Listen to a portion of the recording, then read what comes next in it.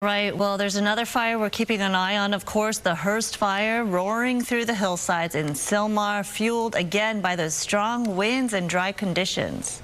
Yeah, thousands of people have been ordered to evacuate their homes, and evacuation centers are open in Pacoima, Northridge, Panorama City. For more on this, let's join back in with Mario and see what's going on in Sylmar. Mario.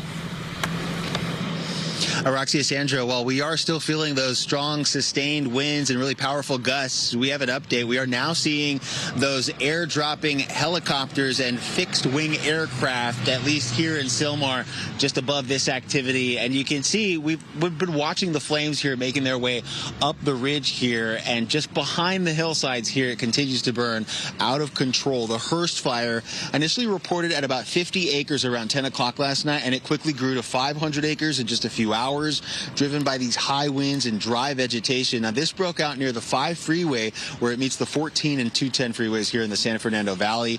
And we should mention several areas are still under mandatory evacuations, which means leave now, and they include residents along Balboa Boulevard, Filbert Street, Bridle Ridge Road, and Nicholas Drive. A little farther to the north, the area near Whitney Canyon Park has also been ordered to evacuate, and that's basically a large area north of the 210 freeway from Roxford Street. 3 evacuation shelters have been set up, but the main one, Richie Valens Rec Center on Laurel Canyon Boulevard in Pacoima.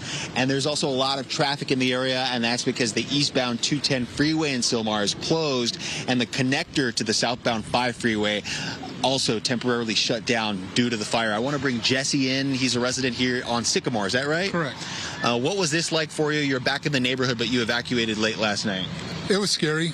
High winds last night. Where you sat up here, this is the 3rd big fire we've been through in this area. Not a notification from the government at all. We got notified by our neighbors. This is a real close-knit community. We look out for each other. And the neighbors drove around telling us of the fire. So we heeded the warning, we evacuated, and with the wind blowing towards the west, we felt safe enough to come back in this morning. Now, that's interesting because we did hear from some residents this morning that said they were alerted on their phones, but others who said they weren't. And like you said, neighbors were knocking on each other's doors, trying to get everybody out safely. So maybe some inconsistency with that system in place. Now, walk me through this area here, just behind these hillsides. Okay. What does it look like? Because it's really hard to access this area.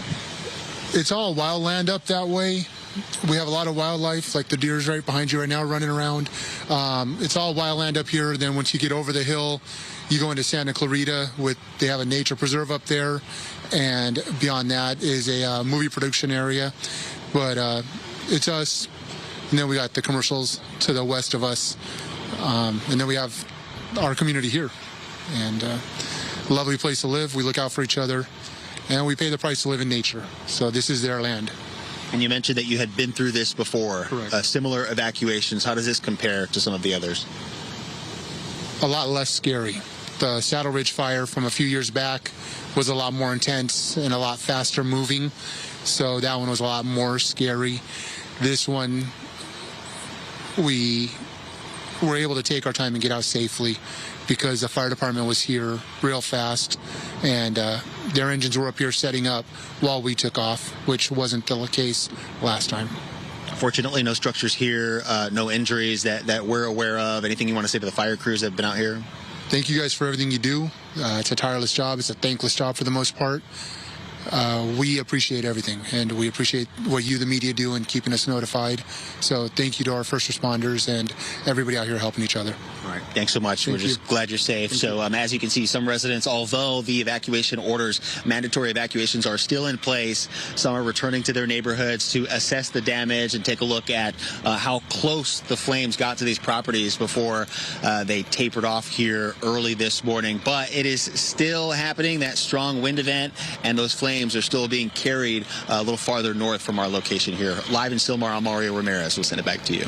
Yeah, it's a good reminder that a lot of people have been impacted by fires in the past. Residents who have dealt with this situation, that resident right there talking about the 2019 Saddle Ridge fire that burned 8,700 acres in the San Fernando Valley area. He said how fast moving it was. Compared to the Hurst fire, though, the Hurst fire right now holding at 500 acres as far as we know. But again, we'll get updated information and numbers throughout the day. So for anyone impacted by by this Hurst Fire. Evacuation shelters are located, as Mario mentioned, at the Richie Valens Recreation Center. That's on Laurel Canyon Boulevard in Pacoima.